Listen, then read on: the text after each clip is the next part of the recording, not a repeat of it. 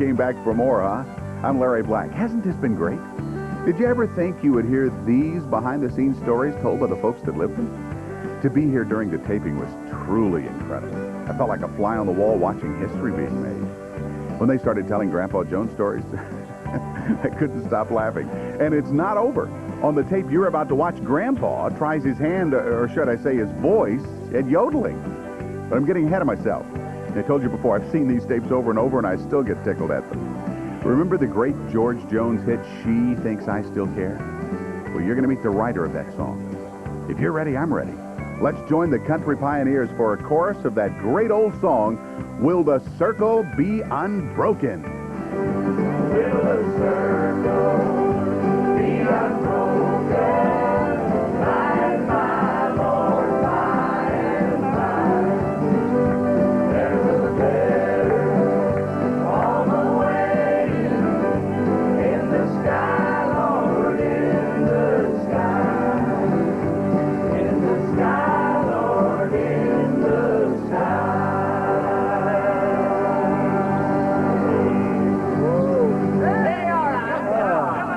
I think everybody in this room knows a lot of old songs, but I'm going to tell you, that old boy sitting over there with the flat-top guitar, Mac Wiseman, probably knows more old songs than just about anybody. One of my favorite days, Mac, was the time we did the matinee and night show up in Canton, Ohio, and we went over to our buddy Ken Speck's house for dinner between shows. I sat there calling out old songs, trying to stump him, trying to find a song he didn't know. I couldn't find one. We got a bunch of people here today that know old songs. We're going to see if we can stump you. Oh, Lord. On old songs. You can sing them, too. Oh, yeah. I might need to I said it all at our house one day with Mac and Chet Atkins. Oh. And Chet knows a bunch of old songs. Yeah, he does. Yeah. And sat there and listened to them sing them old songs. But then again, they're so old. Start off, do a little bit of the baggage coach ahead. All right. I mean, we're going old. On a dark, stormy night, as the train rattled on, all the passengers had gone to bed, except one young man with a babe in his arms, who sat with a bowed down head. The innocent one began crying, as though his poor heart would break. Make that child stop its noise, one angry man said, for it's keeping all of us away. Too long to do it all. I know it all. I know you do. Put my little shoes away. Oh, yeah. Oh, the dear come bathe my forehead. Oh, I'm growing very weak. That one drop of water, Mother, fall upon my burning cheek. Tell my loving little playmate that I nevermore will play. Give them all my toys, but Mother, put my little shoes away.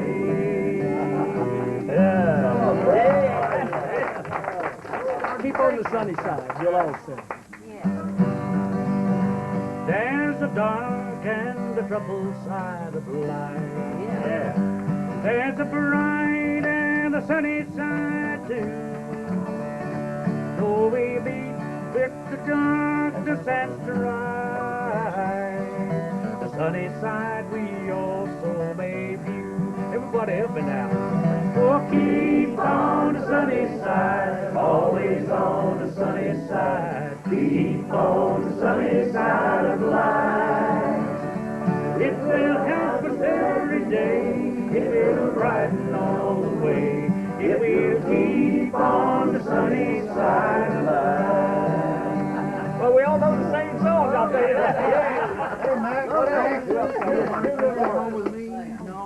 Oh, I stumped it. Oh, you stumped me. I stumped it. What'd you ask for? Mommy, please stay home with me. Mike recited, a mother went out out on on a party. party. Two more. Yeah. Eddie Arnold. Early here. Down the Willow Garden. Oh, gosh. Uh-oh. I hit a dry spell there, boy. After all that bragging on him. That's right. You was doing good. Don't let them suggest it. Yeah, okay. Letter is in black. Oh, I was standing by my window yesterday morning without a thought of worry or a care. When I saw the postman coming up the pathway with such a happy face and jolly hair, he rang the bell and whistled while he waited. Then he said, "Good morning to you, Jack." But he little knew the sorrow that he brought me when he handed me the letter edged in black. With trembling hands I took the letter from him. I broke the seal and this is what it said. Come home, my boy, your poor old father wants you. Come home, my boy, your poor old mother's dead.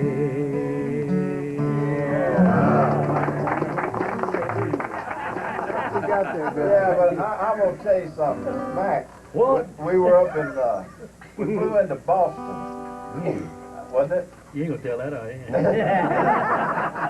We flew into Boston and these guys picked us up. And I don't know why they were taking us to Portland, Oregon. We could have flown there, but they picked us up because they wanted to be with us, you know? And they said, we want y'all to get you a bottle. And I don't drink, never did drink. And I told Mac, I said, that's the truth, Mac, and you know it. And I told Mac, I said, I don't know nothing about buying this stuff. He said, come on, I'll show you. So we've got these, you know, like grocery carts.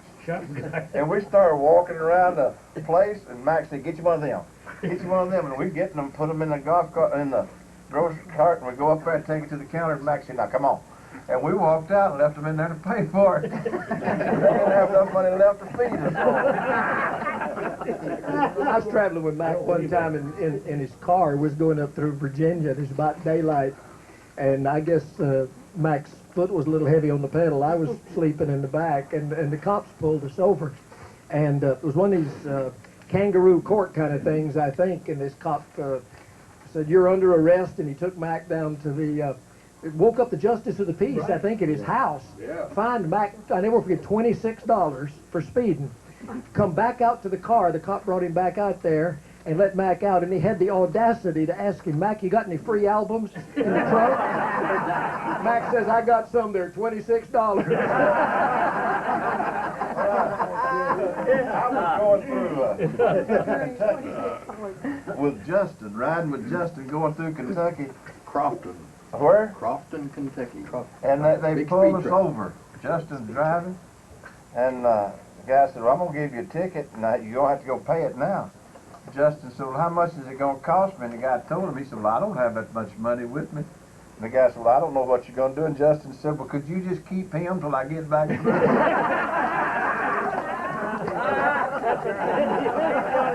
A real friend. Margot was telling me you want to yodel stuff. You got a yodeling story or two. Well, I've always loved Dolly Parton, and I'm the only person that I know that can sing, like those little guys that the Christmas song, Christmas, Christmas time is here, time, without doing anything to your voice. So, when It's called vibrato. No, it's called the Chipmunks. Yeah, Alvin, So anyhow, I called down the basement. Yeah, I called down the basement to my kids and I said, turn off that record. Stop doing that. It was an old 33, you know, and they'd speed it up, you know. And they said, no, Mom, that's a 45. That's you. So, but I know I have an unusual little voice, and yodeling is fun. And one time I was yodeling really, really fast. They call it shotgun yodeling. I think it was in West Virginia, another West Virginia story. And it's like, and then it goes, well, this guy was really dressed up. He had a nice suit, and after the show, he came up and he said, I want to buy that. And I said, what do you want to buy? He said, I want to buy the thing that you push to make all that noise.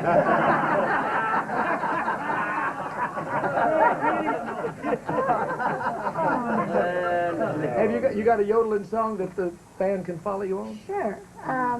In the key of C. Patsy Montana. How about, That boy sweet. well, or he taught me to yodel. He taught me. In the key of C. Just kick it off. Y'all can sing it.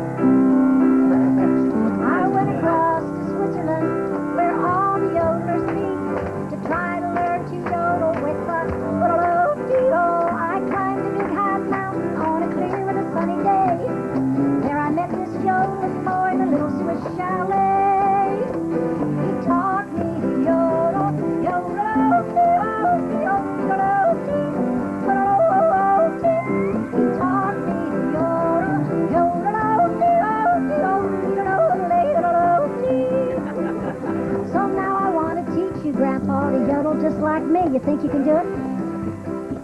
It's easy when you're singing to go, oh, hey, first you take a deep breath. You exhale 1, 2, 3. Then you'll hear that yodeling if you listen close to me, especially in the wrong key. This is how to yodel, yodel-o-dee-o-dee-o-dee-o-dee, yodel-o-dee. This is how to yodel, yodel-o-dee-o-dee-o-dee-o-dee.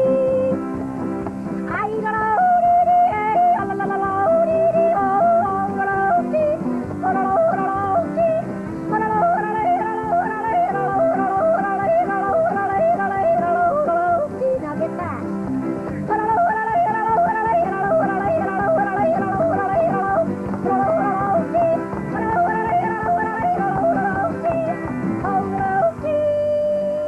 This is in the wrong key.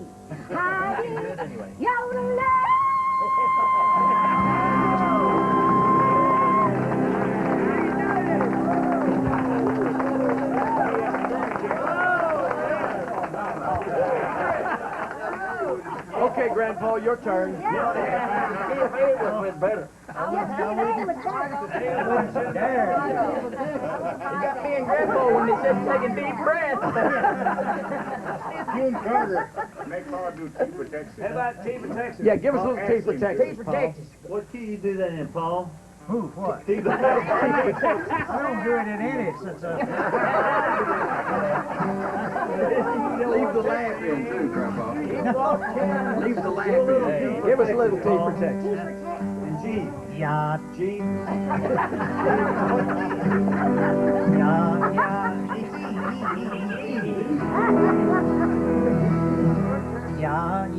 some trick, la la la. Stable arm and harm, it kind of such Stable arm and harm, it kind of such brown, get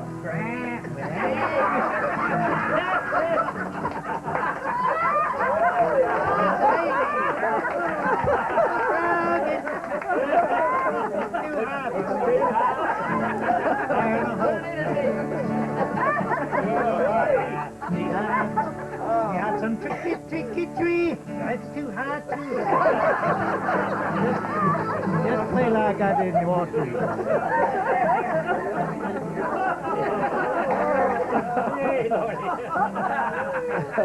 You know somebody that meant a lot to everybody in this room. You're gonna Dale to cry.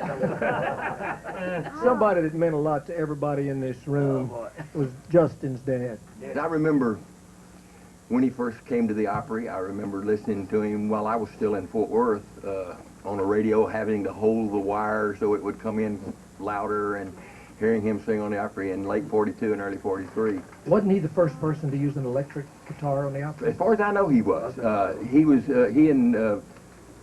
He was working with Pee Wee King. He and Eddie Arnold both, I think, were vocalists, or were working with Pee Wee's band because they were both booked by Joel Frank, who was Pee Wee's father-in-law. And but the story that Daddy told me, and that I've heard him repeat before, is that Judge Hay didn't like the electric guitar, and he said, "Well, Judge Hay," he said, "I'm doing that so they'll sound like my records." And the judge said, "Well, we're not too much interested in records around here." The Opry was the big thing, and the radio show, you know. But anyway, he let him use it, and he later came to him and said, "Well, you were right. It does make it better for you." So, but the story goes, and I think Ronnie brought this out in the book, that he brought that honky-tonk sound, and the reason he used electric guitar was because what was big in Texas was the honky-tonks and the dance halls, and you could not hear the music over the people talking and laughing and joking and dancing. So they had to electrify the instruments, as Bob Wills, I think, had first done, so they could be heard over the din of the people having a good time at the honky-tonk. Justin, when did Jimmy and Leon Short join him?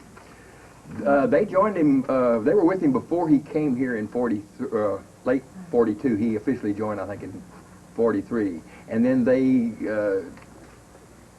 one or the other left, and Leon played lead for a while, and Jimmy went back to Texas, and then Jimmy came back, and then they both came to Texas. yeah, then they both came back and started the Short Brothers, and I think, and there was Buddy and Tommy. That's right. Yeah.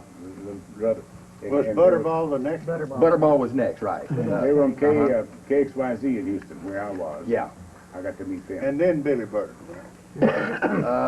Billy's after Butterball. You're right. Yeah, Billy was the next one that stayed. I mean, there might have been one that, that played a little while, but in between. Your dad made all those guys household names. Yes, he by did. the way, he would say, "Oh, come in, But Butterball." he was the first one to call names out on records, and he loved doing that. He loved the guys, and they were a big part of his show.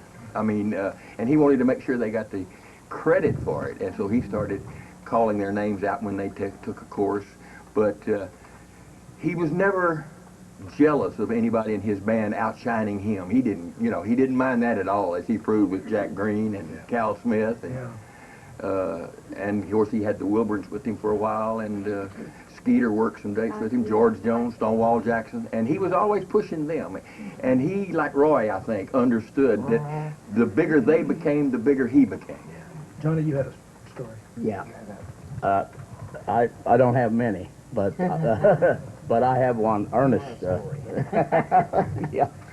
Many I can tell. But Ernest, one time I was hanging around the streets, and it was snowing, and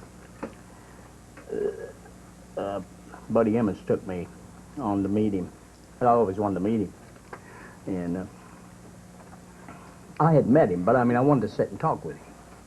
And they was getting ready to go on tour, and I didn't have anywhere to stay, I was at that stage in my life. And evidently, Buddy had told him that, because we got on, he said, I talked to him a while, and I was, and he said, well, it's about time to leave. He said, you working? Asked me if I was working. I said, no. He said, you are now.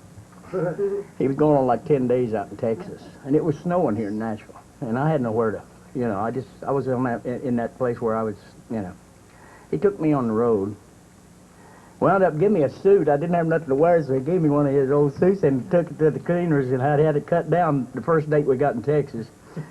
And it was there was 2 pockets in the back. That's how much I had to take up. But and I still got a picture of me in that suit. And he let me go out, and I opened his show for him for 10 days. And he fed me, and at the end of the tour gave me some money. Wow. So that's the kind of guy he was. Jack, talk about Ernest, because you started out as the drummer in Ernest Tubbs' band. Well, we just the other night we were telling road stories about E.T. and so many people have been influenced by Ernest and also helped by Ernest. So many people like Stonewall Jackson and all the guys that he took on the road. He would always take other people out and give them part of his money, and give them motel rooms, and place to go and a ride. And like you said, he even gave him his clothes sometimes. But Ernest was probably the most important instrument on the Grand Ole Opry that kept it going and give new people a chance to be heard. Cal Smith and myself and many other people are examples of that. And but he was the kindest, most giving man I've ever met in my life. And he knew how to pick a good song, and he knew what the folks liked. And one night we were sitting on the bus in Detroit, Michigan. It was an afternoon.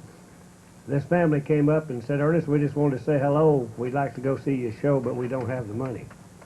So he went around to the front and bought 8 tickets for the whole family to come in and see the show. And he was just that kind of guy. He always wanted to help so many people, and he carried Linda Flanagan on the bus and Skeeter Davis and many other people to give him a chance to be heard. And he's probably the most important figure, one individual in this whole music industry called Nashville, Tennessee. Bill, I've got to tell this story. We was up in Illinois with Ernest one day, and Ernest would never walk away from a fan. He would stand and talk and sign autographs till dawn. It didn't matter. This woman come up, and she had had a baby a couple years before, and she had named it after Ernest Tubb. And so I went on and done my show, and the guys, the troubadours backed me, and they come back and they said, "Ernest, you better go back there and get dressed because it's time to go on the show, time for your part of the show." And this woman just wouldn't walk away. She just wouldn't leave him alone. And he kept saying, "Honey, I've got to go change clothes. It was nice talking to you." And he was so gracious toward her. So finally he said, "Excuse me, I have to go get ready for the show." She said, "Well, if that's the way you feel about it, I'll just change this baby's name."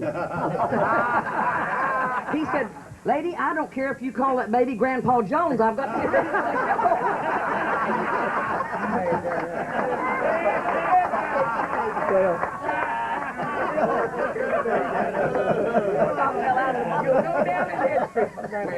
Yeah, Bill, you know, he was so great to all of us that was in the business.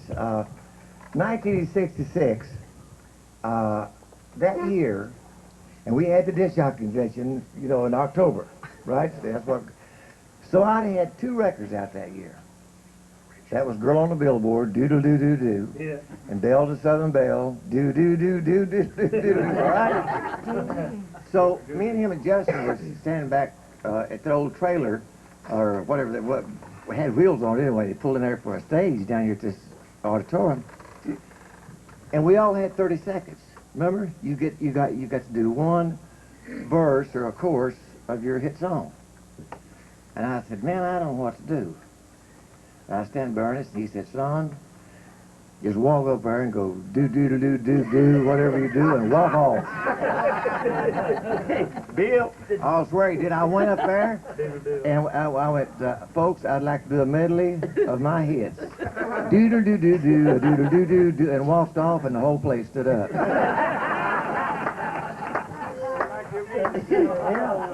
You know, Ernest was a dear friend of mine, and we joked with each other a lot. But I remember one time when we had No Help Wanted out, you know, and it was doing so good, and we played this show, and I think we encored twice. And as I walked back on the stage, he said, "It's a dang good thing you can jump, girl, you can't sing." He told me something similar to that one night. We'd been on the show, and our part of the show had gone over pretty good, and I walked off. Ernest was standing in the wings. He put his hand on my shoulder. He said, "Anderson, you sell nothing better than anybody I've ever seen." Hey, Jack, you were saying what a compassionate, kind man Ernest Tubb was. He kicked you off the bus one night. That was the other Ernest. You and Cal Smith, right? Yeah, Cal and I both got off the same night. What had you done? By request. By request, yeah. No, and also there's something great come out of that. Ernest had those times. I don't know, it was certain cities we'd go to that he had to get in the Bible. I don't know whether it was bad memories or whatever it was, but we could tell on it because we went to Washington, D.C., he was on one. And this particular night, we had 3 days to do, and the first night, the troubadours did their first set, and we extended it a little bit and took a break, and then we went back and did another set, and extended that one a little bit and took a break, and went back and did another set. And so Jack Drake said, well, boys, it's over. Let's go back home. So we got in the bus going back to the house, and Cal Smith had had an altercation with Ernest on the bus before we pulled out. I never did know what it was about because I was loading my drums up. But I heard Cal say, son, you don't slap me. I ain't gonna go for that. And so he got in the car with somebody else and went to the airport.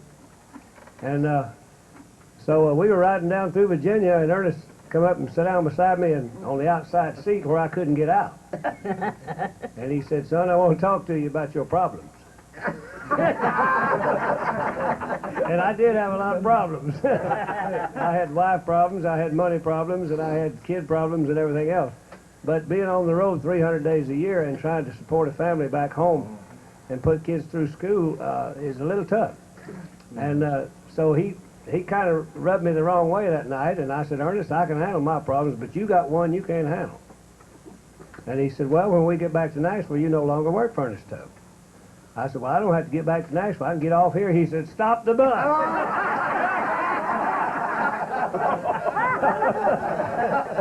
So I got off of the bus, and it was a 2-lane highway down through Virginia, and I started walking. I still had on my rhinestone suit, the brown ones with the red in it, and the bell bottoms and the white boots and all that. And you see that walking down through the hills of Virginia. Anyway, the bus kept running along beside me. You know, Johnny Wiggins kept saying, get back on, Jack. It's all right. Get back on. I said, no, I'm through.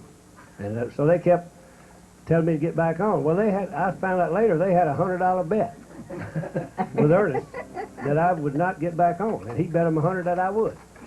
Well, I didn't know about that. But anyway, I got to the next town. I walked to the next town, which was about 18 or 19 miles. And there was a little all-night diner there called the Blue something diner.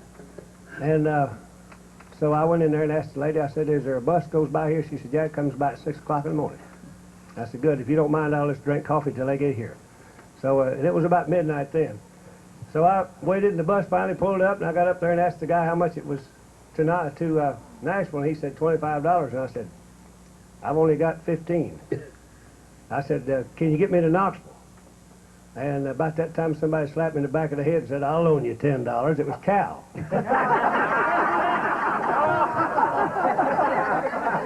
He'd got on the bus back in D.C. I got on down in Virginia. So we made our plans all the way back to Nashville. We talked about what we was going to do. No way would we ever go back to Ernest. You know, we was going to go out on our own and all that. And we swore to each other that we wouldn't go back.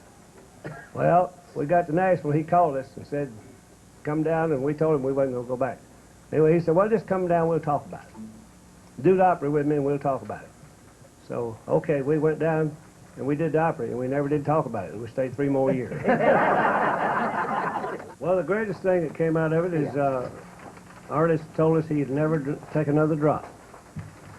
And he told me years and years later that on the way home from the Opry one night, he stopped and bought a 6-pack on the way home, but he never opened it.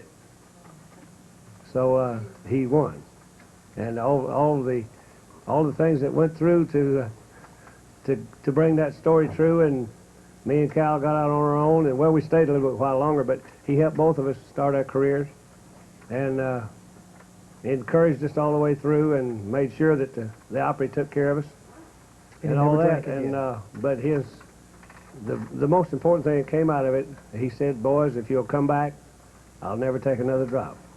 And so that was the best thing that ever happened out of all that. Right on. Yeah. Skeeter, you've got dozens of Ernest Tubb stories, I'm sure.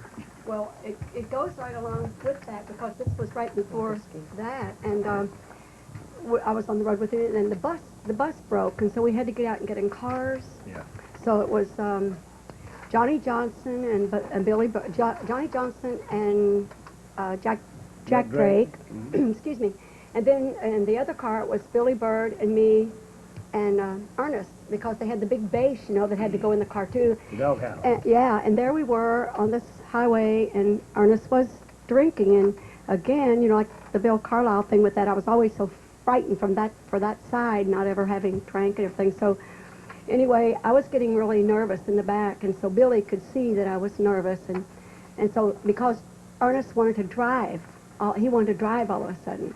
He was so aggravated, I guess, because the bus broke, and everywhere we had to get in cars and get to the show on time and everything. So he was getting anxious trying to drive, but he had been drinking, so I was getting real alarmed in the back. So Billy kind of gave me a motion that he was going to stop and for me to get out.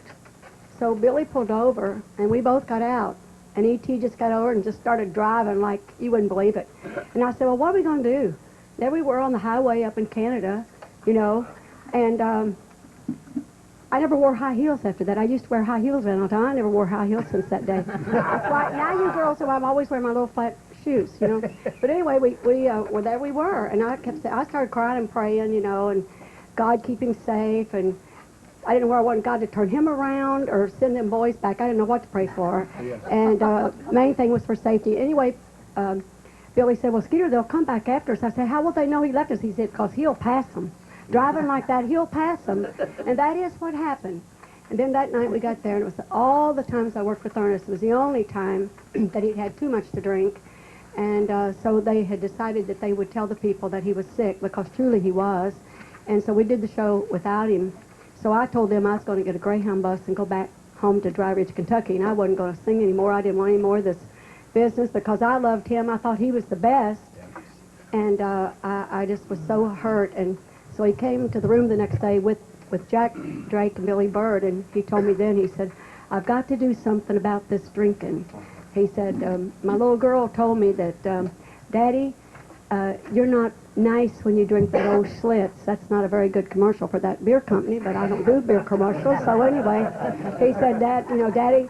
And so, and that's when he was starting in that, to stop that. And I don't know, I've always felt so, it's really hard for me to not say something when anybody brings up Ernest Tubb. Well, Ernest is responsible for me being in the music business.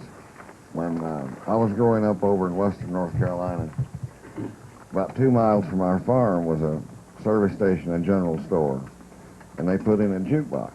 Well, one of those Wurlitzers played the 78s and all the bubbles going around. I said, boy, we've hit the big time now. And out on the farm, when I'd be working in the fields, I could tell when a record was playing. You could hear the music sort of wafting through the air. But you could understand every word Ernest Tubb record, every word. And I thought to myself, now there's something unique about that. Why can I understand him and I can't understand the others? So I went out and bought his songbook and his guitar instruction book and discovered after about 3 months that I wasn't cut out for this. So I gave that up, but when I really got into the music business, I said, I hope I can tell him someday what he meant to me. Because I don't think the man had any idea the impact he had on the world.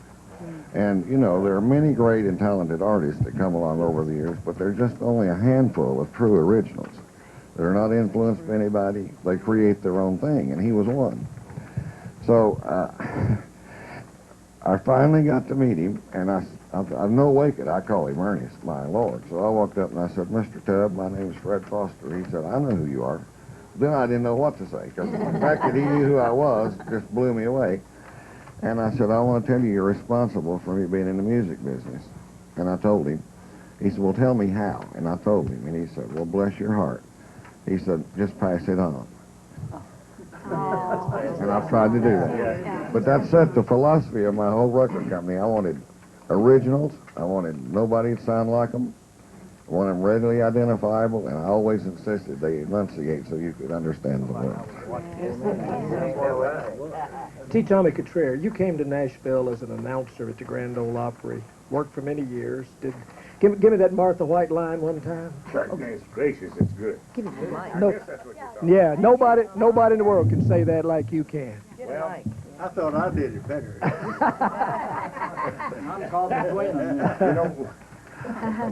You know, when I left here, one of the few people that walked away, maybe Joe did too, I don't know, but I, had a project buying the radio station in Jackson, Mississippi. So they decided to get Tennessee Ernie to do the Martha White stuff, as you all know. Ernie's a great guy and a good friend. And they called me one day from the agency and said, T, could you come up here next week? I said, sure, what do you need? He said, well, I want you to teach Ernie how to say goodness gracious is good. That's a chore. You know, he would say, goodness gracious. I said, no. But I'm teaching Ernest, Tennessee Ernie, how to say goodness gracious is good. No, but say it like you said it on the stage. Goodness gracious is good.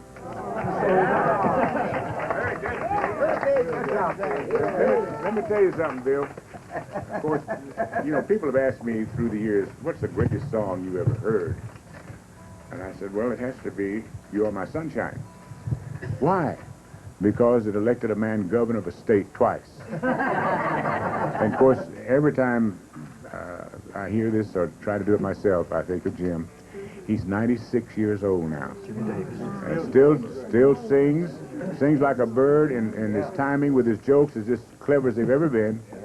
And he and Anna are still performing regularly. You got somebody from his home state sitting next to you there. Jimmy. Well, it's a Cajun thing that happened because the Cajuns like to kid around with their friends, and we thought the world of Jimmy Davis. And this one Cajun tell the other, and he said, man, he said, look, he said, that Jimmy Davis is so good. He said, he got that big record. He said, that big song. He said, so popular. You Are My Sunshine. He said, that make him be governor on the state of Louisiana. He said, and once he get elected, he said, he's saying, it makes no difference now.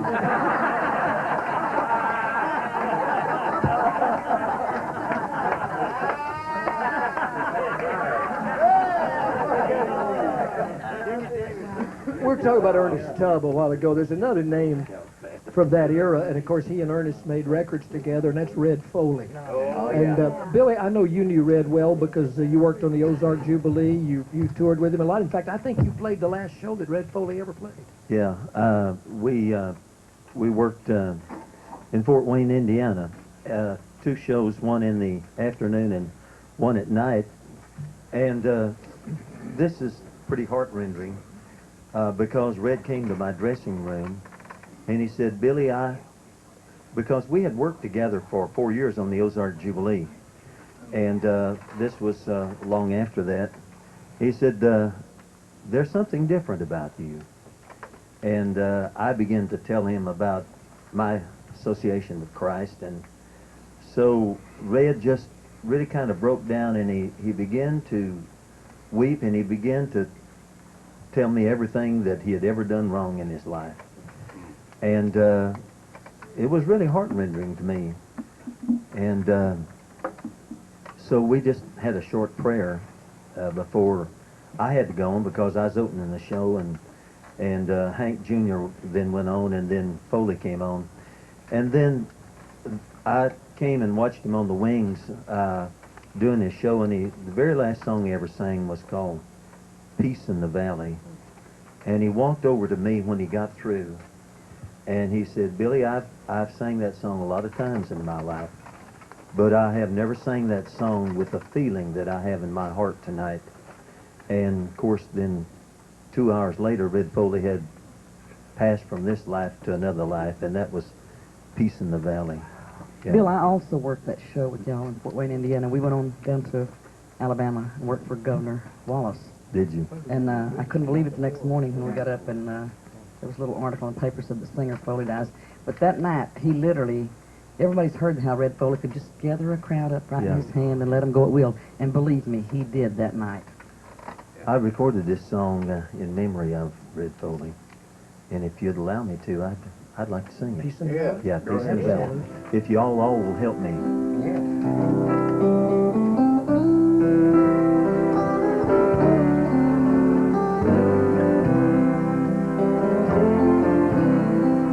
Oh, well, I'm tired and so weary, but I must go along till the Lord comes and calls me away, where the moon is so bright and the Lamb is the light. I'll be changed from this creature that I am.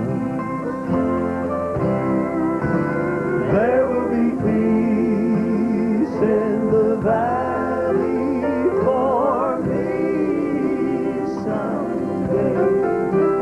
There will be peace in the valley for me.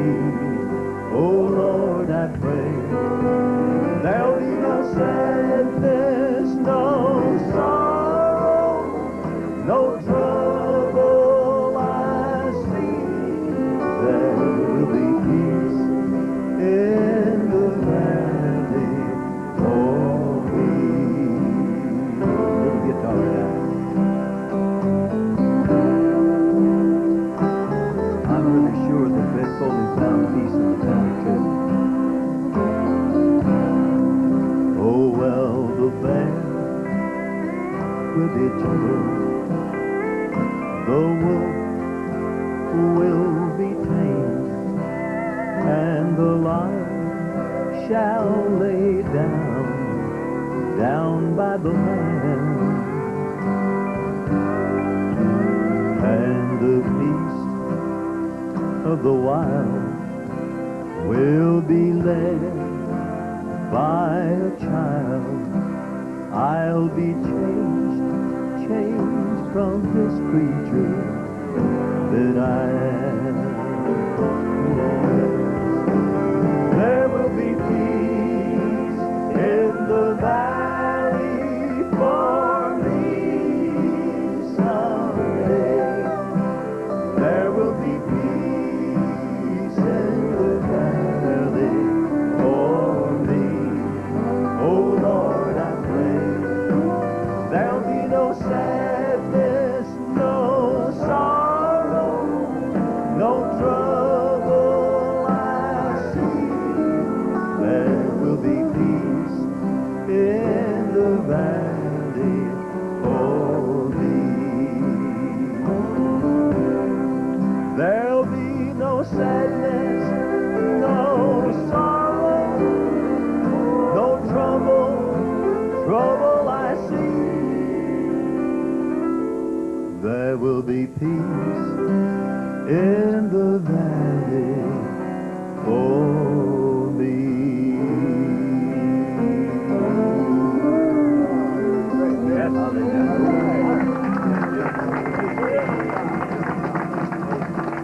Beautiful. Thank you. You know, we got a guy here that has said very little since we've all been together. He's not a part of our Opry family, but the left-handed guitar player up there, Dickie Lee, has contributed an awful lot to country music over the years. He's a great songwriter. You came out of Memphis. You kind of came to country music through the side door, didn't you? I feel kind of like an Opry stepchild. I know everybody here. I used to do rock and roll shows and make all the performers listen to me sing country songs backstage. You grew up with Elvis, or were around Elvis a lot in his Yeah, early days, weren't you? I was the first kid to have a hit out of Memphis after Elvis did. And in fact, the first time I had my first hit record, well, this was not my first national hit record. I had a local hit record first, but after we did a show there, it was one of the first shows I'd ever done, and we came out after the show, and this guy said, "Hey, Elvis wants to meet you." So I said, "Oh, yeah, sure." So anyway, he takes me over, and Elvis is sitting in his car out here, and he says, "Hey, I really like what you're doing," and he invited me out to his house. So I went out there that night, and I remember the coolest thing, he made me a vanilla milkshake that night. But I got to know him, and we were casual acquaintances. But I could take girls out to Elvis's house. They would always want to go out there with me, but they would never want to leave with me.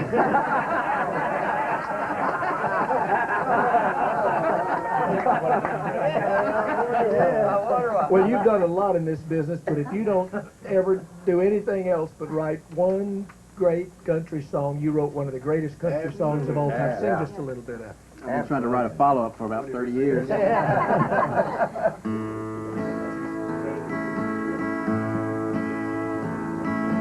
Just because I asked a friend about her, just because I spoke her name somewhere, just because I rang her number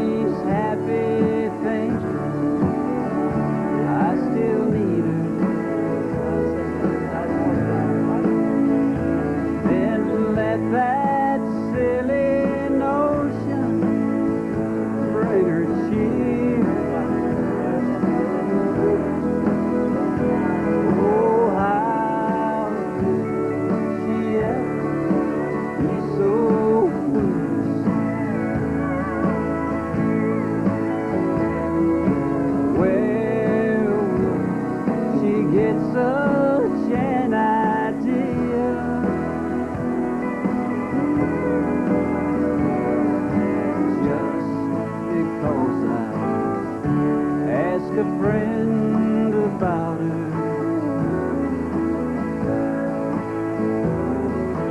Just because I spoke her name somewhere, just because I saw her, then went all to pieces. She thinks I still care.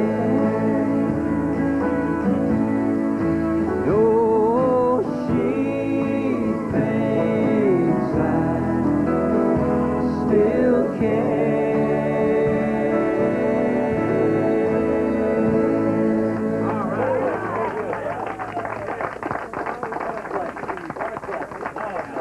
How old were you when you wrote that? 6.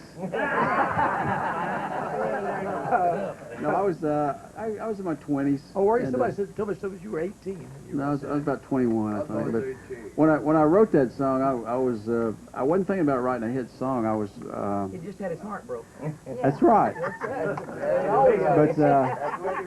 But it really worked out neat because this girl, she broke my heart. She was the first girl I ever loved. Of course, the second one broke my heart too. How much time have we got? But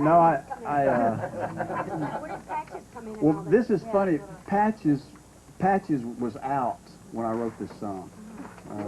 In fact, it's really funny. The first time I ever heard Ralph Emery mention my name, he played "She Thinks I Still Care" one night. And he said, "This kid's got a hit record out called Patches." So, but anyway, when I wrote this song, this girl, she messed me all up. So. But it really worked out well because George did it first, and he had a #1 record with it, and a few years later Anne Murray recorded it, and she had a #1 record with it, and then Elvis did it, and he had a #1 record with it, and I finally... Kind of boring, isn't it? Yeah, you did it too, right. Yeah, I did it too. Bobby Goldberg. He does it every night. Why do you think I'm an Opry stepchild? But I finally made enough money off this song, I had a contract put out on the girl, and I had her killed.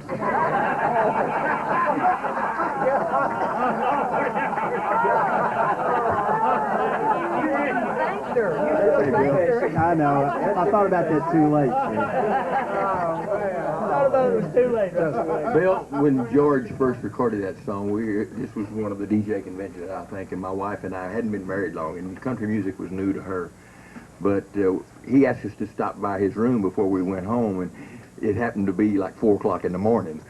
But he was partying, and he'd just recorded it, and he had a tape on that song, and we went in, and we had been conventioning too much, I guess. But, you know, he played it for us, and I said, yeah, well, we got to go, George. And I got outside the room, and I said, what did he say? And I went back in, I said, play that again. And I couldn't go to sleep for 6 hours after I got home thinking about that song and how great it was and what it said, and it just blew me away, man. Really, it's a great piece of material. When it was out right at the peak of its popularity, I was playing a little show one night. Old boy came up to me. I think he'd been bending his elbow a little bit. He said, hey, sing that George Jones song, 'cause she don't think I still care, son.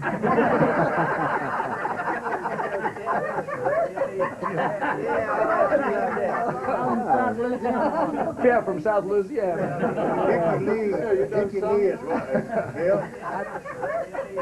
is one of the newest members of the Nashville Songwriter Association Hall of Fame. All right. But this is the most fun here. Bill, you talk about people will come up and they get songs all mixed up. They'll sing a line of it and think that you ought to know what they're talking about. One night, some guy come up and I'd just done a Hank Williams song. He said, hey, sing Dear John, I've cinched your saddle horn. I said, well, I ride horses, but I don't know how you cinch your saddle horn. He said, oh, you sang a while ago that Dear John, I've cinched your saddle horn.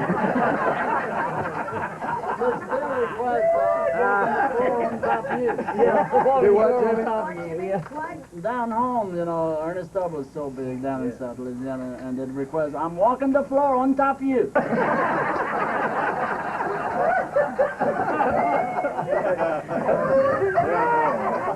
Jeannie, telling about getting that man getting that title wrong reminded me of back, I don't know if it's the 60s or when did Hello Walls come out? 61. Fair enough? Yeah. Well, I'd heard it, but my mother was telling me about this wonderful song that had come out that she just loved called Hello Walt. And Hello Walt, and she said, it's this guy, he's talking to all these other guys, you know, that have loved her too, you know. Hello Stephen, Sealand. Hello Walls. She had a name, Hello Wendell, for Wendell. She had that.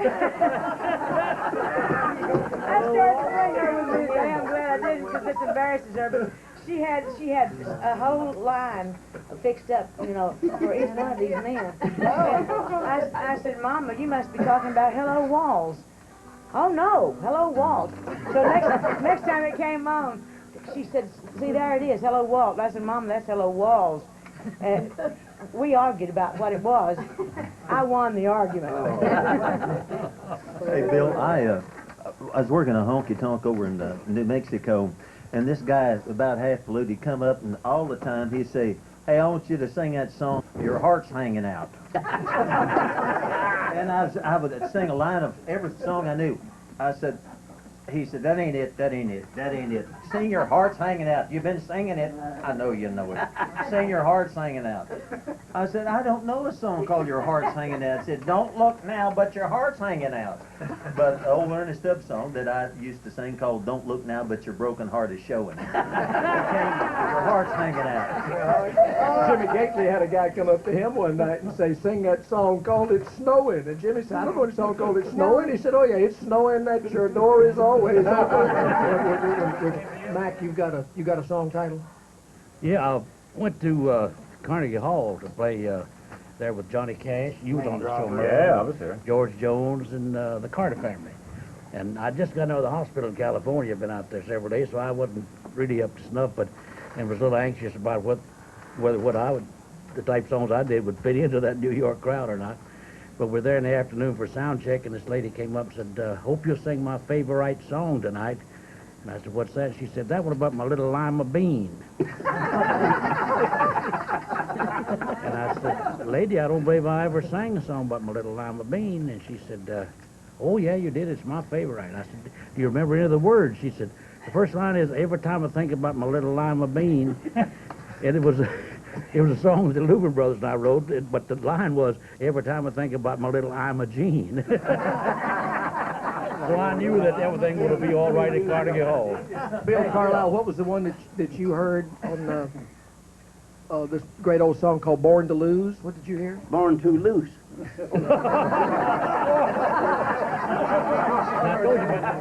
Sheb Woolley, you've had a lot of fun over the years with song titles with your alter ego, Ben Colder. You've taken a few song titles and changed them around, haven't you? Yeah. Yes, I have. Maybe you'll That's a cue, Sheb. Maybe you will grace us with one of your songs. Maybe Hello Waltz.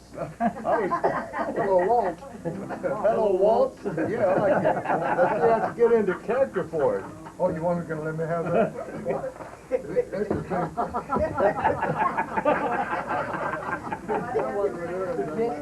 Seen you act. The band gonna play?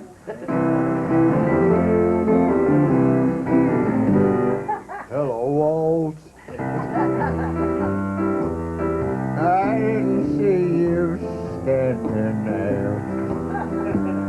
Did I hurt you? Hello. Boy, I sure did hit square. Now one of us is plastered, and I'll let you guess. Just imagine walking into you. Hey, Walt. Hello. Why did you let them move the door and the ceiling? No. And you sweep the floor. Someone came while I was out and changed you all around. Or could it be I'm standing upside down? That chandelier, it's all lit up. It just took a swing at me. And someone put the bathtub them commode used to be. Hello, bedsheet. I think I better lay me down. You know I can't sleep.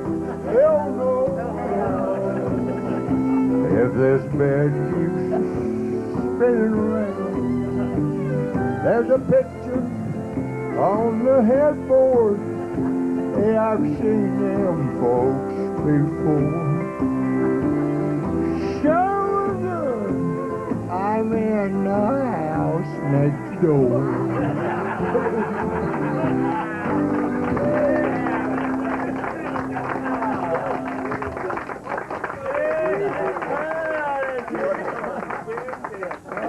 That's great. You were telling me a little bit about you coming to Nashville. You just packed up with nothing going on up here and moved, didn't you? That's exactly right. My husband worked for the highway department in Texas, and one day he just got tired of seeing me crying my dishwater. You know, he'd come in, I'd be crying to somebody on the Grand Ole Opry. I'd have country music playing, and I'd have red eyes. And so he came in one day and said, "Pack your duds, we're going. I've done quit the job." So, you know, we had to go up here, come up here so he could get another job. And we came to town, and I love to tell this. It's kind of sad, but it's kind of funny at the same time. We got to town, and we were so sweaty. It's 57 Chevrolet we came to town in when we moved up here. We'd come all the way with a little baby in the car, and our daughter, Kim, who was 6 months old at that time. And it was the heat of August, no air conditioning or anything. I mean, we were soaking wet, hot, hungry, broke. And before we could go to our motel out on Dickerson Road, we had to drive down by the Ryman, and we had to go down by Broadway and everything. And I remember this drunk singing into this parking meter, and I thought, I thought they don't all make it here. You know, that was my first bit of discouragement. Yeah, but you made it because you got a hold of a great Tom T. Hall song, and you took it to the top of all the charts. I think we ought to hear it today. Oh, I'd be glad to do my anthem. This is the one that I'm so grateful for. It's an A.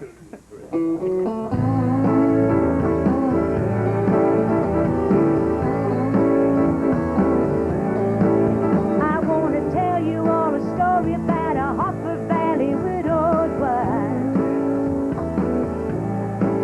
who had a teenage daughter who attended Harper Valley Junior High. Well, her daughter came home one afternoon and didn't even stop to play. And she said, "Mom, I got a note here from the Harper Valley PTA." Well, the note said, "Mrs. Johnson, you're wearing your dresses way too high. It's reported you've been drinking and running round with men and going wild. And we don't believe you ought to be bringing up your little girl this way." And it was signed by the secretary, Harper Valley PTA. Well, it happened that the PTA was gonna meet that very afternoon. And they were sure surprised when Mrs. Johnson wore her miniskirt into the room. And as she walked up to the blackboard, I can still recall the words she had to say. She said, "I'd like to address this meeting of the Harper Valley PTA. Well, there's Bobby Taylor sitting there, and 7 times he's asked me for a date. Mrs. Taylor sure seems to use a lot of ice whenever he's away. And Mr. Baker, can you tell us why your secretary had to leave this town? And shouldn't Widow Jones be told to keep her window shades all pulled completely down? Well, Mr. Hopper couldn't be here 'cause he stayed too long at Kelly's bar again. No, he's back. And if you smell Shirley Thompson's breath, you'll find she's had a little nip of gin. And then you have the nerve to tell me you think that as a mother I'm not fit. Well, this is just a little Peyton place and you're all Hopper Valley hypocrites. No, I wouldn't push on because it really did. It happened just this way. The day my mama socked it to the Hopper Valley PTA. The day my mama socked it to everybody's local PTA.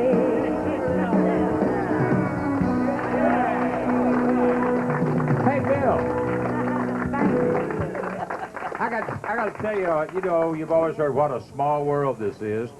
And when I was living in Spring Hill, Louisiana, I had my first top 10 record. And I was on tour with Ernest Tubb and George Jones in Texas. And I had this old beat-up Cadillac. And that sucker broke down. And I coasted in this service station in Texas. And I had about $15. I said, how much you reckon this will take to fix this? He said, probably about $60. I said, $60? And I had my trunk open. He said, you play that guitar? I said, yeah, I'm on the Louisiana Hayride. He said, no kidding. He said, I'll tell you what, I'll get this fixed for you if you do a little picking and singing while we're working on it. I said, man, let me get my guitar out. I was singing all the songs, and he said, I got a niece that really is a good singer. And I said, oh, no kidding. Oh, that's great, yeah. Well, keep encouraging her, hey, maybe one day. And so Harper Valley PTA was a monster hit. I saw this guy named Johnny Moore. Oh, my uncle. He said, bro, how's your car running?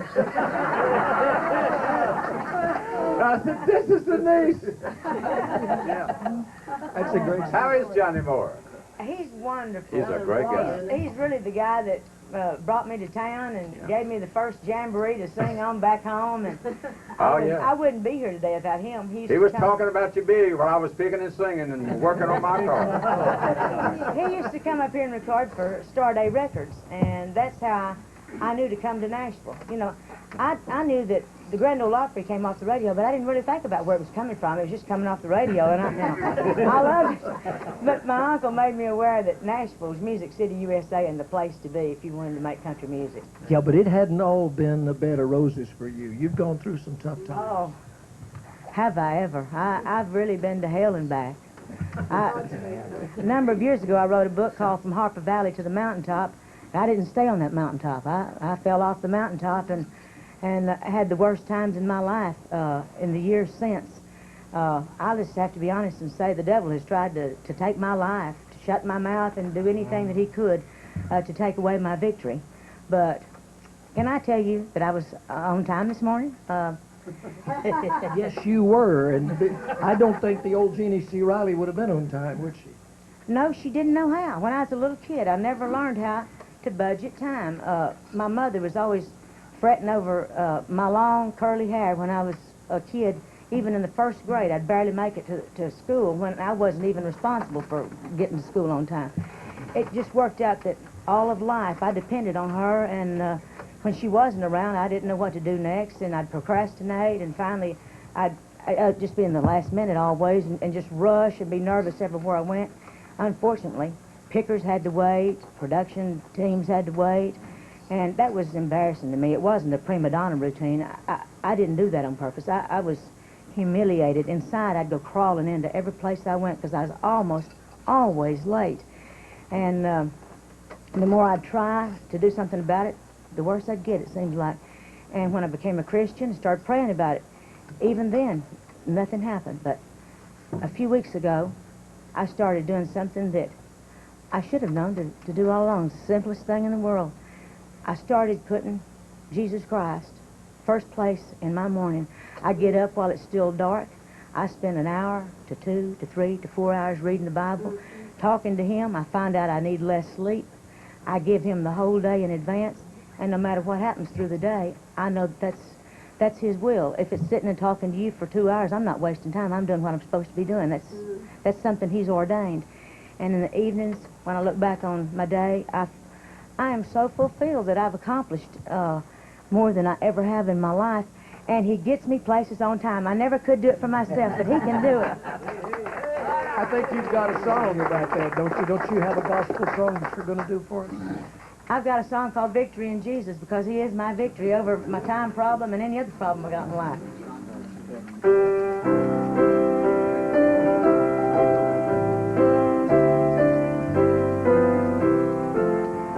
I heard an old story, how a Savior came from glory, how he gave his life on Calvary to save a wretch like me. I heard about his groaning and his precious blood's atoning. Then I repented of my sin and won the victory. Oh, victory in Jesus, my Savior forever. He sought me and he bought me with his redeeming blood. He loved me ere I knew him, and all my love is due him. He plunged me to victory beneath that cleansing flood. I heard about his healing and his cleansing power revealing, how he made the lame to walk again, and he made the blind to see. And then I cried, dear Jesus, come and heal my broken spirit. And somehow Jesus came to me and brought the victory. I'm thankful. Oh, victory in Jesus, my Savior forever. He sought me and he bought me with his redeeming blood. He loved me ere I knew him, and all my love is due him. He plunged me to victory beneath that cleansing flood.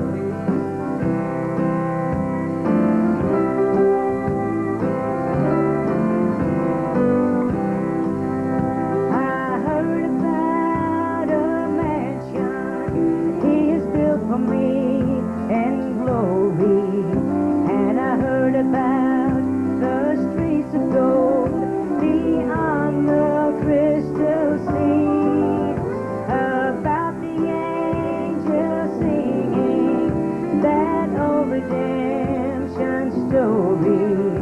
And some sweet day I'll sing up there the song of victory. Even now, oh, victory in Jesus, my Savior forever. He sought me and he bought me with his redeeming blood. He loved me ere I knew him, and all my love is due him. He plunged me to victory beneath that cleansing flood. And I'm thankful for that cleansing flood.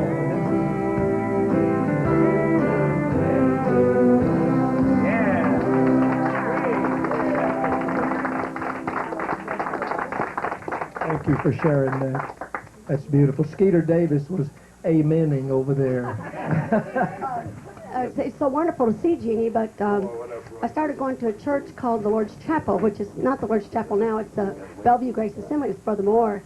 And I knew Jeannie when she couldn't even hardly say 2 words. She couldn't talk at all. Y'all will get a kick out of this. We stood on the church parking lot one day and prayed, really prayed seriously, and a few of us praying that loved her, that God would open her mouth and let her be able to speak and talk. So what joy I get from sitting here and hearing this little sister of mine talking like that and sharing like that, because she has really come out of bondage, and it just thrills me. Yes, and so much. It's great. Yeah, amen. So it's great. How about a gospel song from Skeeter Davis? Oh, wow. I just love singing along with everybody. I didn't even look at this book, and of course I knew that, but... Joy. Who said that? All right. Well, Carly, what key do I sing in? We got time to get the key. We'll find a key. Joy. That's the men's keys again.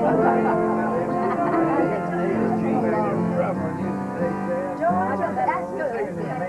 I got the joy, down in my heart, down in my heart, down in my heart. I got the joy, down in my heart, down in my heart to say. I got the love of Jesus down in my heart, down in my heart, down in my heart. I got the love of Jesus down in my heart, down in my heart to say. I got the joy down in my heart, down in my heart, down in my heart. I got the joy down in my heart, down in my heart to say.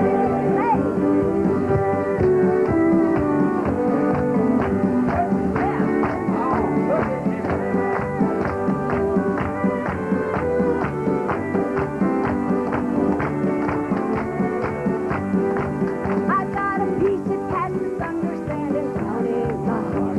It's down in my heart, down in my heart. I got a piece that passes understanding down in my heart, down in my heart to say everything has got the joy down in my heart, down in my heart, down in my heart. I got the joy down in my heart, down in my heart to say. I can get it down in my heart to